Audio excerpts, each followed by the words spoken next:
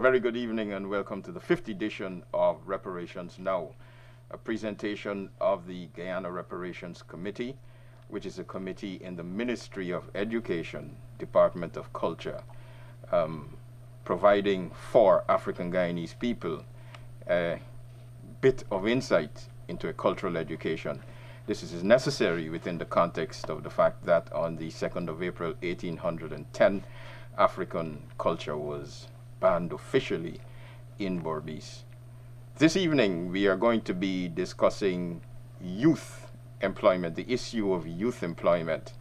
And to assist us with that discussion in the studio this evening is a fixture by now, the chairman of the Guyana Reparations Committee, Dr. Eric Phillips, and also committee member of the Reparations Committee, Dr. Simpson De Silva. And I'll tell you something about Dr. Simpson De Silva a little later. We have some young people to assist us with the discussion. Brother Wensley Brown, Sister Kendra Messiah, Sister Renita Craig, by now a fixture, and Brother Royston Peters. There is likely to be one addition to the panel of young people. This evening, it is our intention to attempt to put in context youth employment, the issue of youth employment, for us to bring some kind of understanding as to why youth employment is an issue for young Africans, of course within a reparative context, for us to bring meaning, and then for the young people to attempt to suggest some solutions of their own. I would like to start by asking this question to Brother Eric Phillips. The rest of the Caribbean seems to have a problem with creating jobs for young people. Guyana, fortunately, doesn't seem to have that problem. Can you speak to the issue of youth employment in the Guyanese context for us? Thanks, Jonathan. The whole Caribbean has a youth employment problem. Fortunately or unfortunately, Guyana's economy is growing, yet not creating many youth jobs. And the economies of Barbados, Trinidad, Jamaica, Venezuela, you name it, Suriname, those economies have been contracting.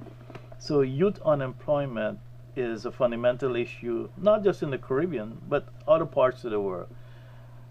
We must start by acknowledging, though, that the government of Guyana is the largest employer in the country and also the largest employer of youth.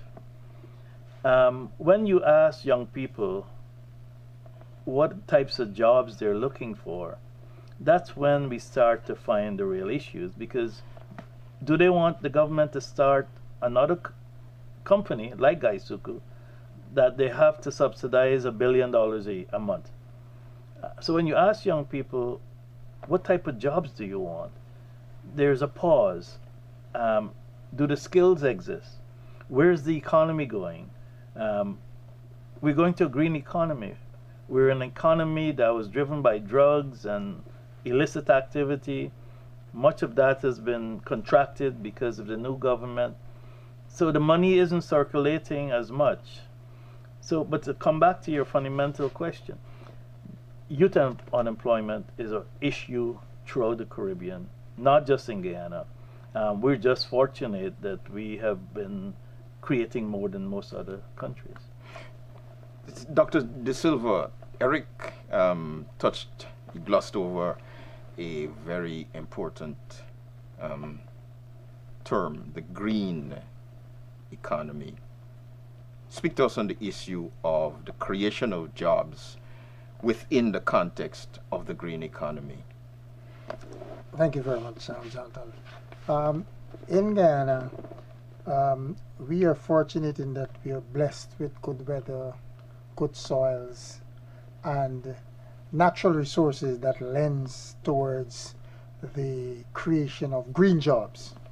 However, what I found is that we need to do much more work in the communities to get people to understand that they can use the natural resources right within their community and cause themselves to create jobs.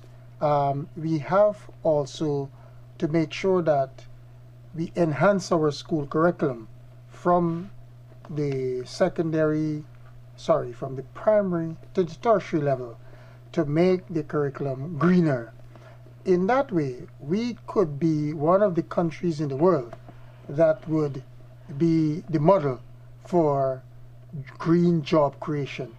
I say that in the sense that our school systems, especially the primary schools, secondary schools, can have more green laboratories. And if we are to make the school system, the school curriculum, more innovative and creative, it means from at that stage, the students, after graduating, would leave and they will become entrepreneurs because they find the sustainable development to be a sexy thing. In other words, we need to teach them about the greening of their environment, greening of their homes, greening of the schools, greening of their communities, greening of churches, greening of mosques, and so on and so forth. So I am one of those who believe strongly that we can create a lot of jobs if we were to deal with the concept of the greening of our environment, greening of our institutions, and so on and so forth. Derek, how does what Dr. De Silva just said tie into the whole concept of self-reparations? Yeah, self-reparation means that you should have sustainable livelihoods that depend on no one else but you and your community. Coming back to what Dr. De Silva said, we've not been taught to be entrepreneurs. We've not grown up in shops and businesses. I grew up in my father's drugstore, so I understand that. But we seem to be in an environment where we aim to be doctors and lawyers and be in the public service. That doesn't give you the type of flexibility that you want to be an entrepreneur, even though some doctors and lawyers are entrepreneurs. So we have to change our curriculum, expose our young people to different things, but we also have to structurally create an environment for our young people to get jobs. We've been talking, Jonathan, you and I, for quite a while now, about the creation of 100 youth entrepreneurial groups in the African community across Guyana. Those entrepreneurial groups, which would be 20 to 24 young men and women, would be taught how to create jobs, will be mentored. We're looking for 1,000 people in the diaspora to mentor them. They'll be trained, they'll form companies, they'll have projects that will allow them to test things. We will point them in the right areas where the jobs are. We would focus on the green economy in terms of agriculture, agro-processing, now that we're getting cheaper energy. But they'll be taught marketing and business. They'll be taught business ethics. They will look to try to get land, because land is generational wealth. So it will be a whole different orientation.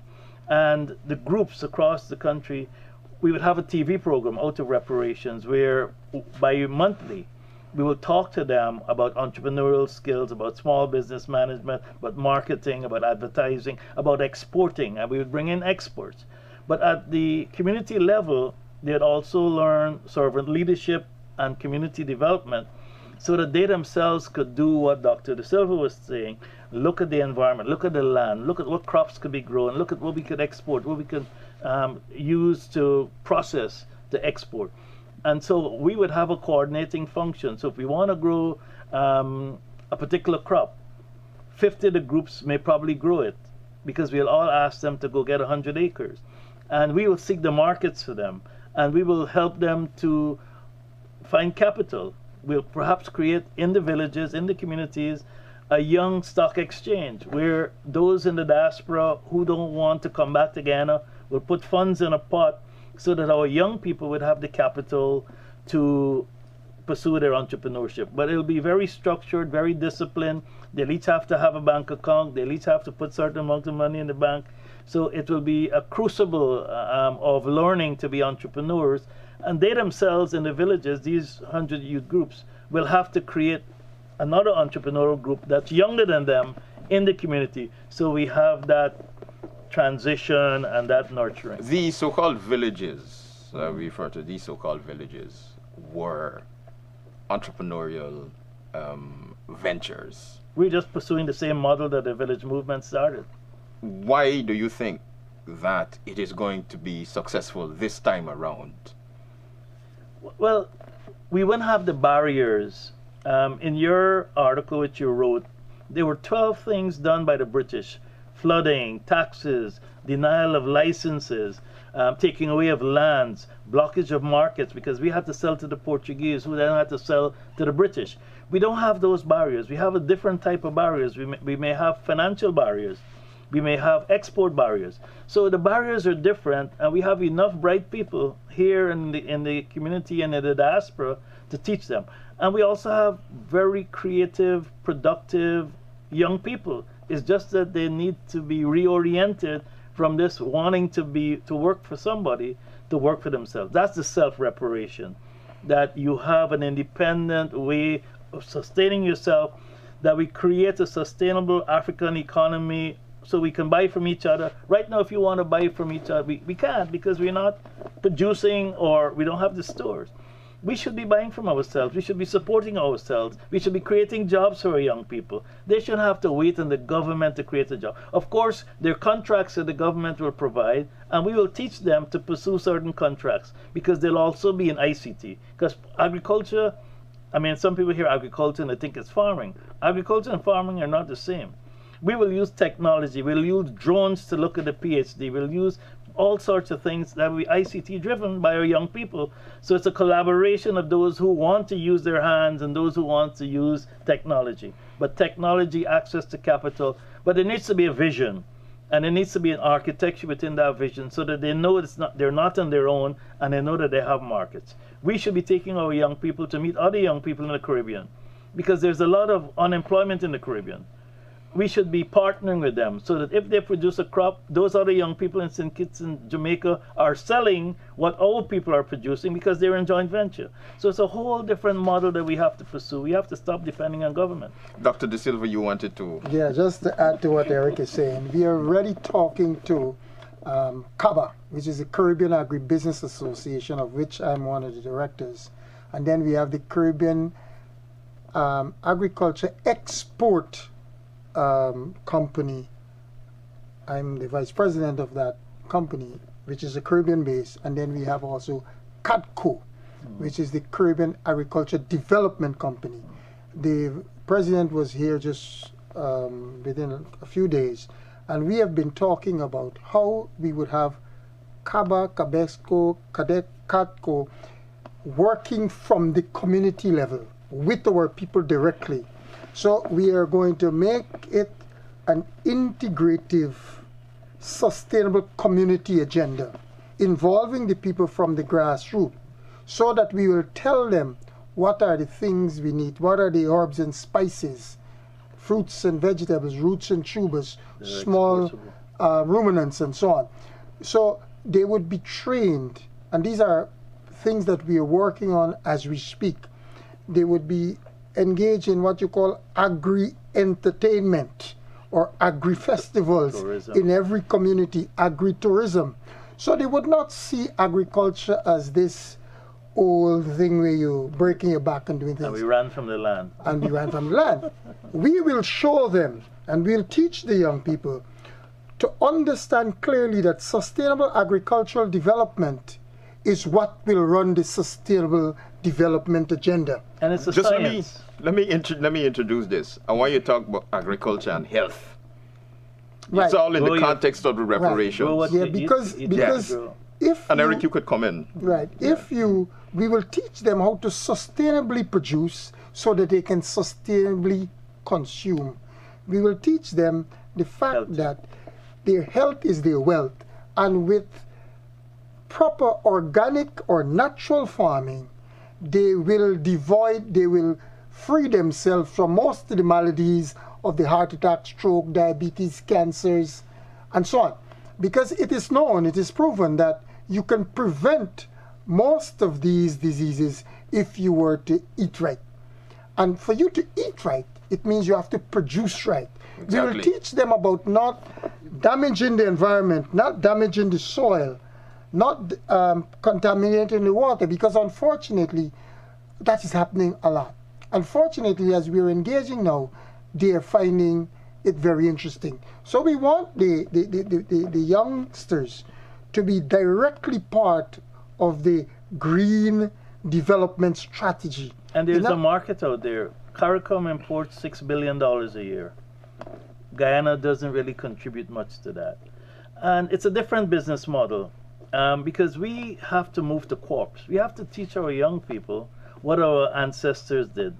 The village movement was a cooperative movement. And you have to have shared equity, shared responsibilities. But Eric, I want to, forgive me, keep your thought. Right.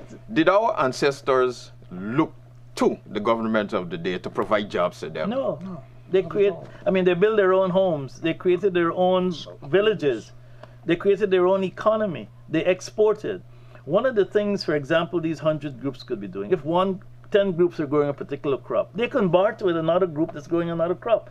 It's always not about cash, but we also need to create generational wealth. So it's a discipline of when you sell something, you put a percentage in the bank, but of course you need to do it legally. So they learn all the principles of small business management, all the principles of entrepreneurship. There'll be a course in new product development so that they understand that new product development is science-based and math-based. So they'll learn business etiquette. They'll have a network. They'll have diaspora members who are already successful. They'll have role models.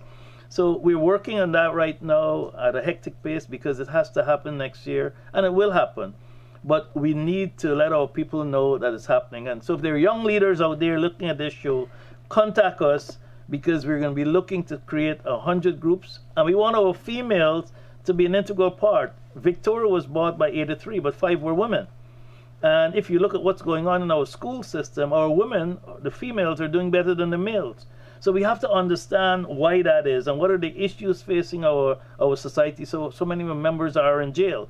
We have to find alternative jobs to them, but jobs that are more sustainable. So it's a culture, it's an attitude towards life, but it's all about self-reparations and creating your own wealth, nurturing your community, building your community, let the dollar circle in your community, and that's so that the issue of job creation is not necessarily going and find a work. No. It's about repairing an entire community. Yes. You creating your own work and work for others.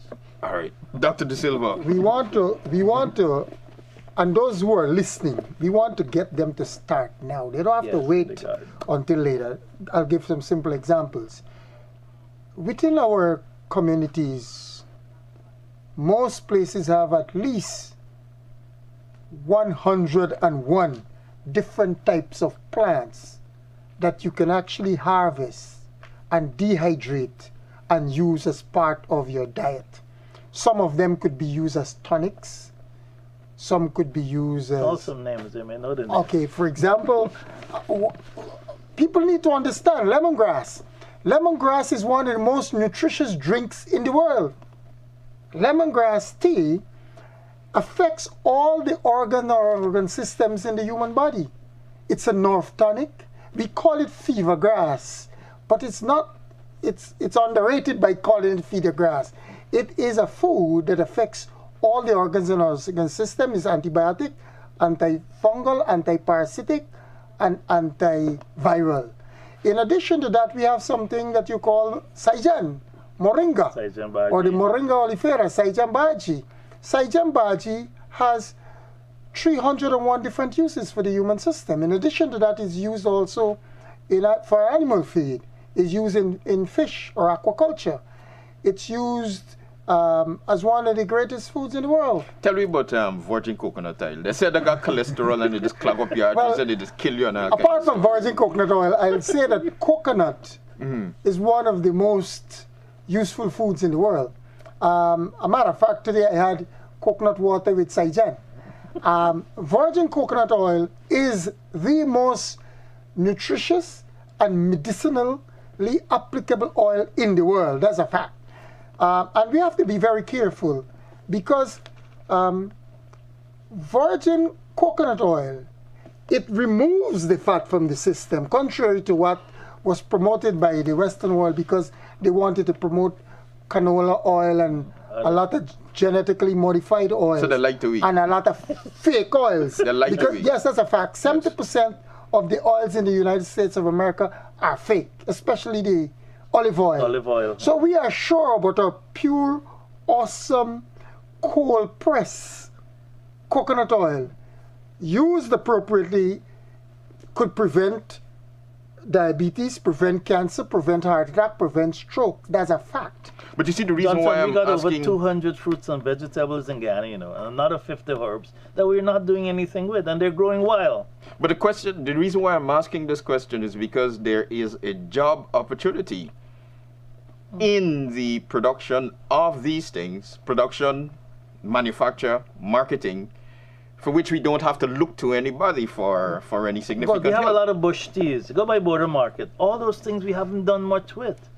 So that's why we're saying to the people out there, be ready, because we're coming to the communities. We're coming to get the people to work for themselves, to become entrepreneurs, not just to make a few dollars, but they must be prepared to, apart from just picking the bush in the community, they must go and plant those herbs so they can process and export to the community, to the diaspora. What I would like to say, we want the people to do their own filming, their own marketing, their own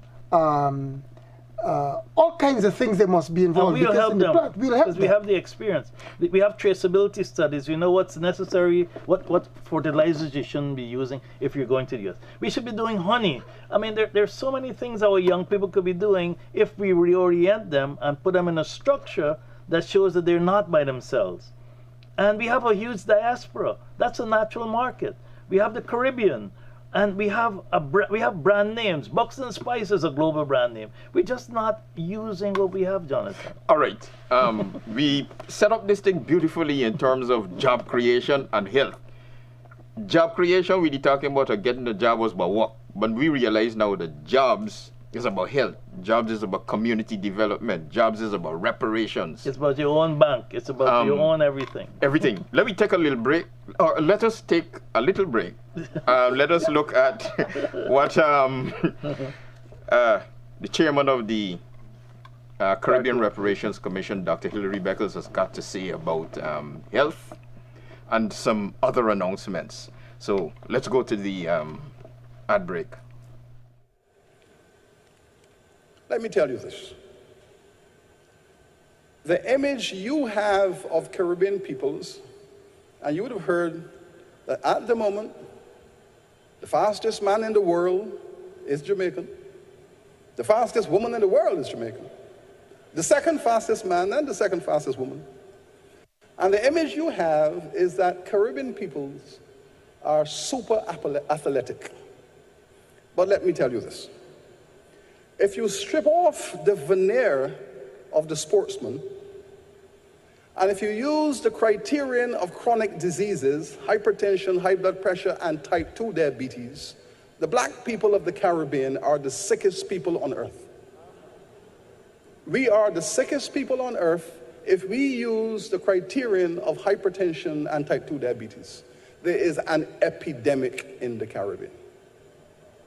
60% of all black people in the Caribbean over the age of 60, 60% of all the black people in the Caribbean over the age of 60 have hypertension, diabetes, or both. It is an epidemic that is outstretching the capacity of these governments to control. It has to do with that stress profile of slavery, apartheid, colonization. If you take a people and for 400 years you enslave them, you rape their women, you sell their children, then you subject those people to apartheid, at the end of that, what do you expect? What do you expect? What you have is an explosion of chronic diseases. But we say, okay, slavery is over, but we are now in the jet stream of the consequences. We are now in the jet stream, and we are sick.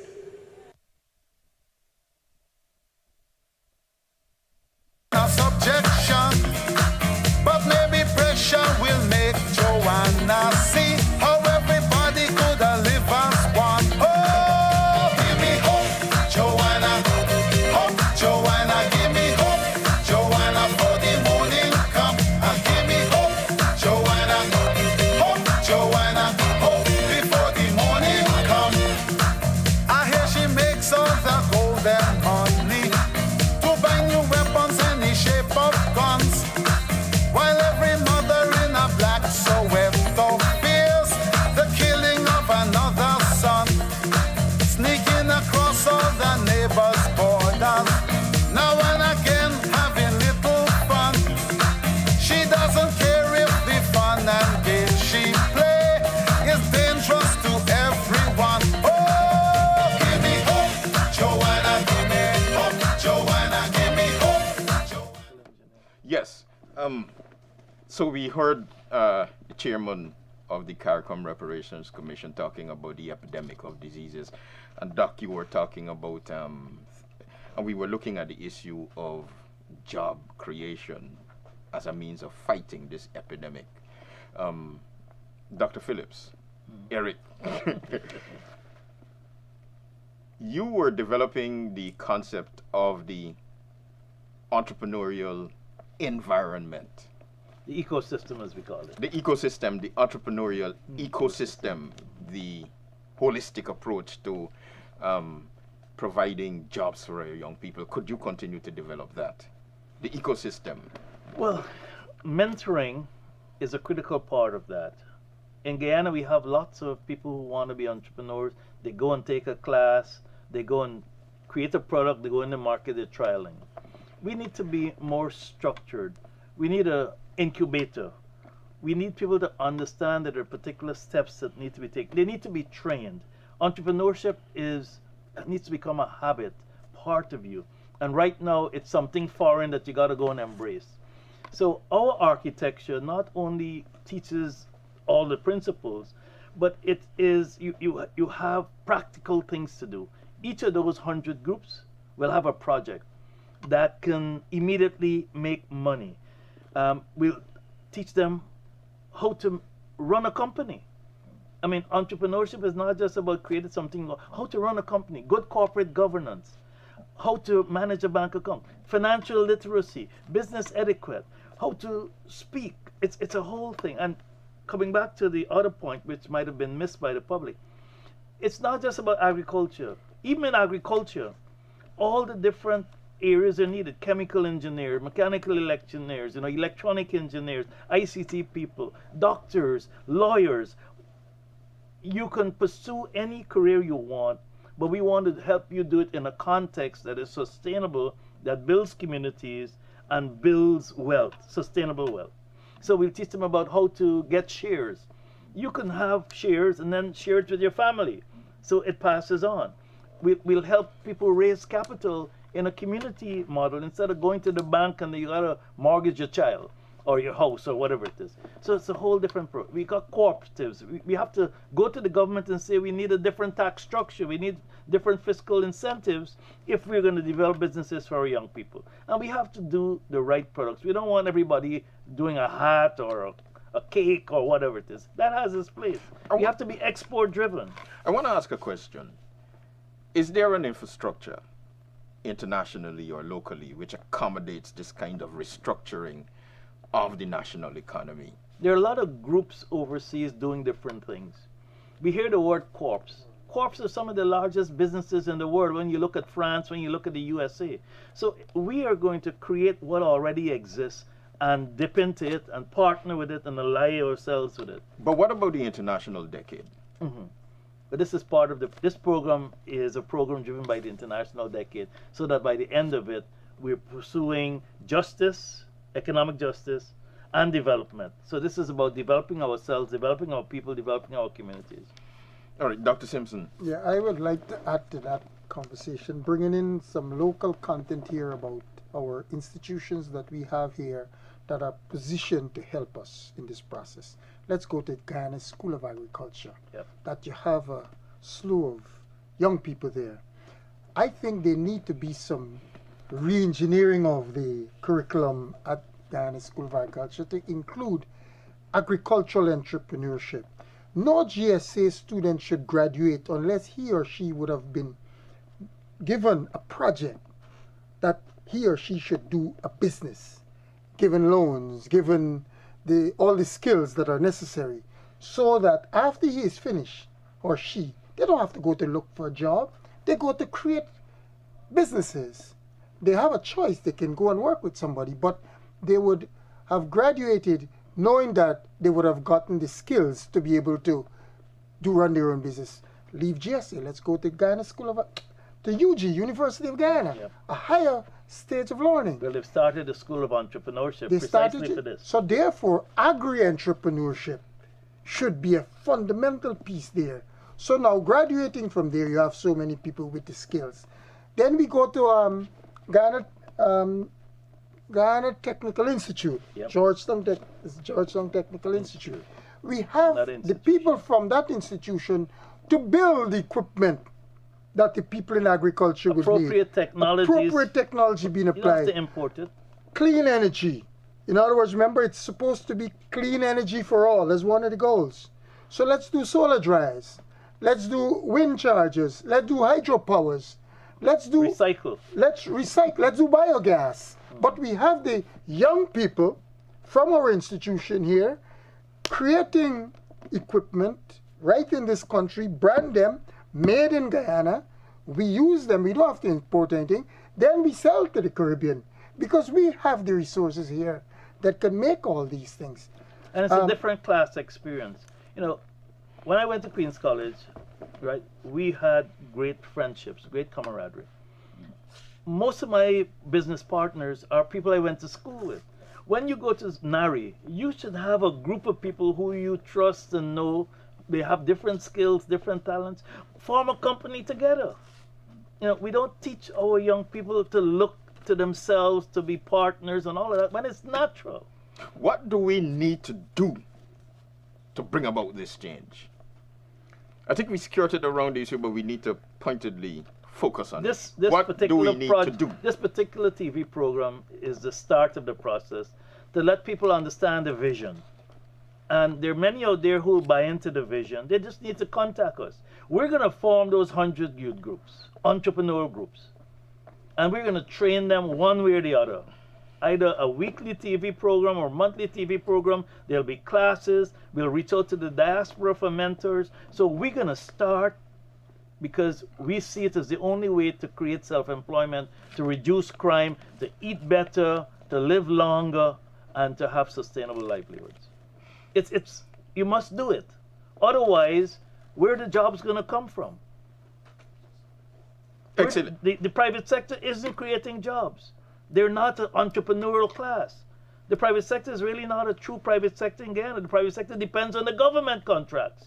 That's not a private sector. That's a private government sector.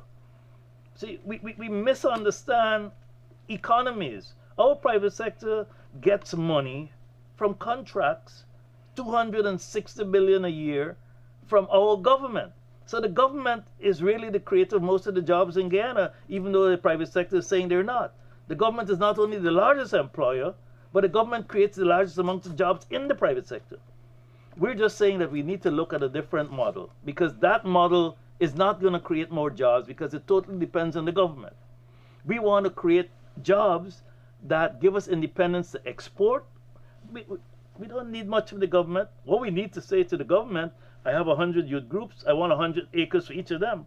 Because we're going to show you we got a business model to maximize that 100 acres. Apart from the Ghana Reparations Committee, there's the African Business Roundtable, Which I'm the president of, yeah. Yes. They'll provide the training and the mentorship. That's how that's the vehicle for bringing in the diaspora. And then we need people like Dr. De Silva, who got the technical skills to talk about the 200 fruits and vegetables. We'll have people who know about agro-processing. We'll have people who know about clean energy.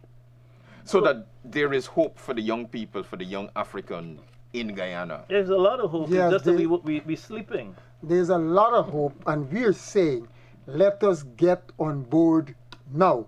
Another very important point I want to speak about, which is to let the ministries, all the agencies understand clearly that we're supposed to have what you call an interministerial and intersectorial collaboration and cooperation, because the resources that are there with those ministries belong to all of us. It is our resources, and we need to tap into those resources wherever they are. We need to monitor to make sure that wherever those resources are abused and not used appropriately, that we must cause it to change. Because some may say that there's not a lot of money, but guess what? There's a lot of money in this country. This is the 7th month of the year. And as far as I know, there is a region in Guyana which has only spent 10% of its budget. What do you think the young people in that region should do? Fortunately, Because they ain't getting the work. fortunately, in most of the regions, there's a need for the system.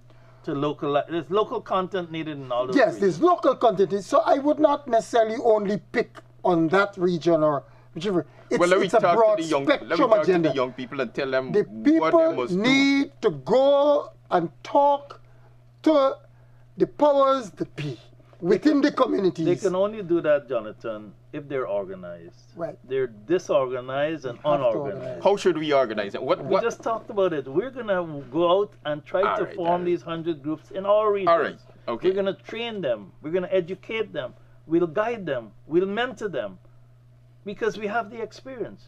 And we'll say to the government, hey, we need this particular program in this region because the skill set. We don't even have a database of skills of our young people. So the young people should be looking towards the Guyana Reparations Committee, calling And the upon African us, Business and Roundtable, the ABR. and calling out their elders to mentor them.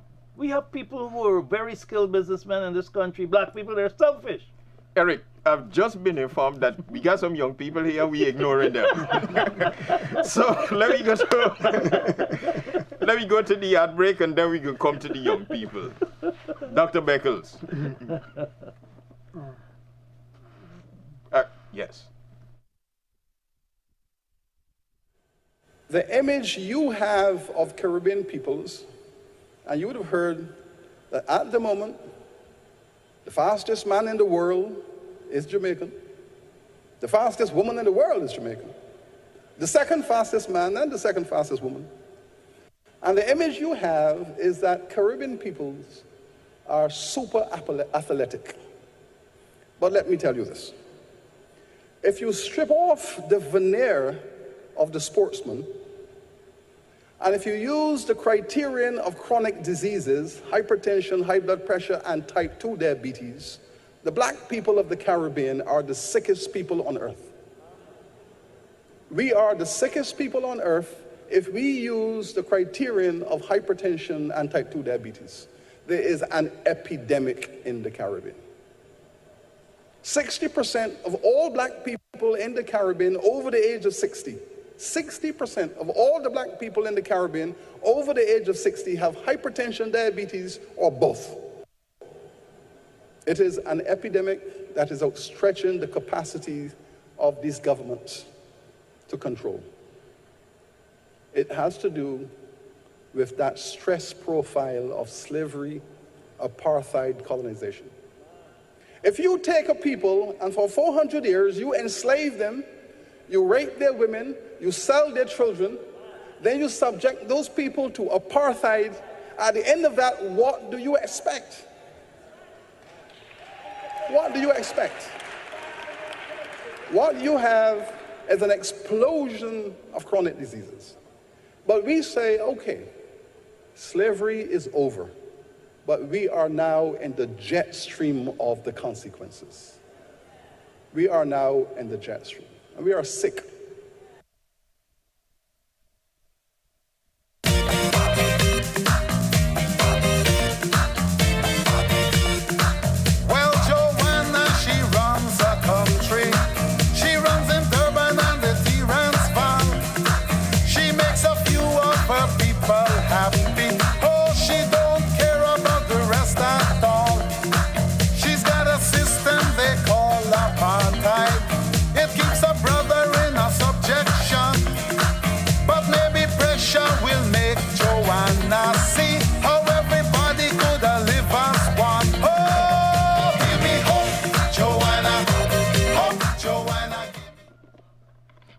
we cut off and we went to Doc.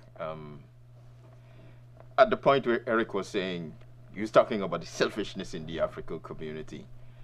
We got the young people who are seated here. You heard the discussion. We're looking for solutions. We're looking for comments. We're looking for questions on the way forward. Let's see who's going to go first. All right, I think I'm going to take it. Again, good senior afternoon. And I really enjoyed the discussion we had just a while ago. But I want to have us focus on a little on something in particular. And that is, while I agree that for the advancement of any cause that would put the youths in provide them ability to organize their own businesses, it seemed to me that a good attempt or a good structure to use will be one that's based in the community based, perhaps individually driven, an initiative coming up from that very community. And I referred to a number of communities that we have associated with and even worked with that have ideas for ventures, but the takeoff is not necessarily coming forward. I think what I find happening in our cases is that the marketing element is one challenge, labeling and packaging another, and then the way to associate how do we best organize our products to target markets and such like. There is one particular community I know of that is actually doing something by way of coconuts. They have recently started doing some bottled coconut waters. I should have had one here to show, but I don't at the moment. But it's happening. And we're seeking to find a way to advance that. Now I'm wondering, in the sphere of things, and since they have already gone forward in the whole initiative, what might be existing now so that we can point them to get some support and assistance so they can advance what they're doing and make best of it in soon time. Yeah. You see, Royston, that's our problem. You said community, in the community, but individual driven. It's the individual driven that's making us lose. There are others who have the same idea, who can be pooled with you. They may have other resources. More importantly, when you're getting into an enterprise, you have to have a lot of eyes looking at different things, the marketing, the branding, the finance. And I think that one of the mistakes we make is that we follow this British model, this Western model, that I must do it alone. Our villages, our ancestors didn't use that approach. And because we are so far behind, we can't be looking at one person getting rich. We got to raise everybody up. And the way to do that is to have many groups across the country where we can actually even raise capital for that person. We need to have a different model. We can't be in our corner looking at the neighbor next door and think that we're going to succeed. Because that group of 100 groups could perhaps buy everything you're producing. We have to look at a different model. Mr. Brown, or no, anybody. It's not necessarily in the order we've got here. Mr. Brown. One question I would like to add. I love the part that they mentioned about the mentorship program. Speak louder, yeah. I would like to get involved in that one because it seems to be that's the only way how the black community is going to get success, if we mentor each other and develop each other in our own area of expertise. Here's a mentor in agriculture, but more importantly, we're looking to tap into the diaspora to get a database. But to do that, we also need to have a database of our young people so that we can match skills. We can understand what their needs are. Internet is there, Skype is there, telephones are there. So it's not going to be very expensive, but we need to organize first, and we need to mentor each other. Mentors learn as much from the people they're mentoring as. So that's what we need to do. We need to create an environment where we are all family, where we help each other. Right now, we're fighting within the family, and that's because we don't have structure and purpose and goals and vision. Dr. De Silva, the family thing.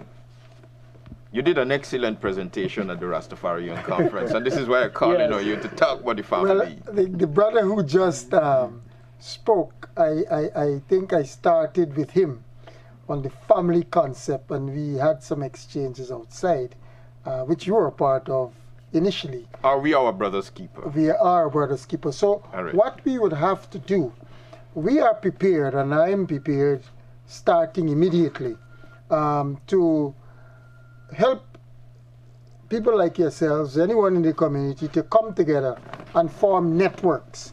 In other words, we have to have networks. And then we can have our little conferences, our little summits, our little workshops. In other words, I'm prepared, we are prepared to go to work immediately. Because the fact is, I oftentimes took a lot of things for granted, thinking that people know A, B, and C. When unfortunately, when you talk to people, they don't know. So our system, our school system somehow has been failing our people. So we need to go to the schools, but we need to also go to the groups. And I'm prepared, willing, ready, and able to go to any community to work with brothers and sisters. The focus now is youth. The last time I spoke to the Rastafarians, which involves everyone. But I'm saying to you guys, I remember myself, when I went to Guyana School of Agriculture, I was just 15 years, 10 months. I graduated from Guyana School of Agriculture at 17, and I worked as an agriculture field assistant in Wauna Yarakita. Graduated as a doctor in veterinary medicine. Can I ask a question? Were you the youngest minister of agriculture? Yes, I was the youngest minister of agriculture In Guyana. in Guyana at the age of 25. At 25 years of age, I worked with Comrade Forbes Burnham, who was the president at the time, and we were championing the cause of agriculture development in Guyana, and he promoted this idea about feeding ourselves. So food security, food sovereignty was high on the agenda.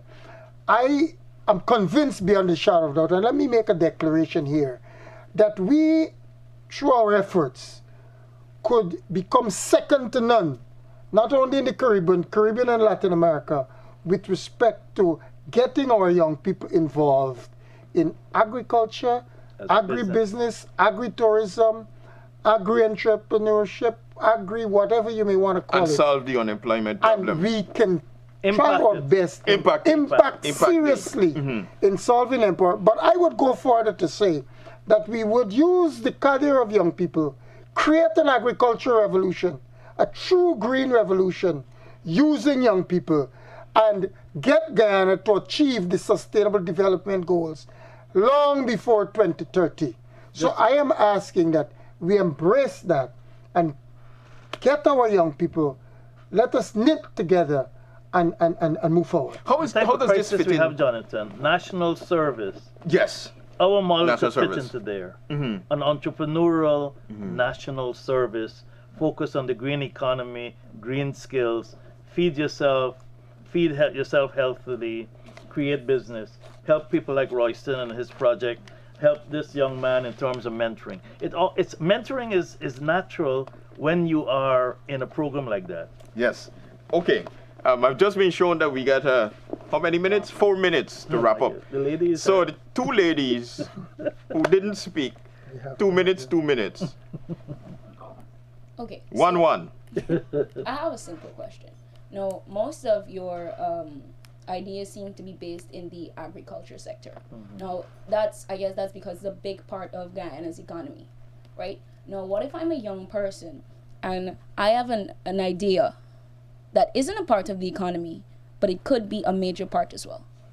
I have this idea, but there isn't anyone to mentor me because most times it's never been done. Yeah. Well, if you're in an entrepreneurial group, you get that mentoring. You get structure, you get an incubator type environment who will look at your idea, see if it's viable, help you put together your business plan, help you validate your markets, help you get financing. So all of that. The model is the model. We just use agriculture because it's the place where we can get the most jobs. But it goes for all sectors. If you want to be in ICT, medicine, we don't want you to just be a doctor.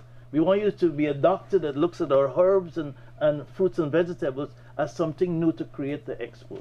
So it fits in. It's the same model. And we couldn't ask Renita to come all the way from Linden without giving her an opportunity. Entrepreneurship should be taught in secondary schools to help educate the students and let them know what it's really about. Yeah, I agree with you. It should become a natural subject, and it should be in the homes too. Yeah. We have a lot of people at home. We have vendors.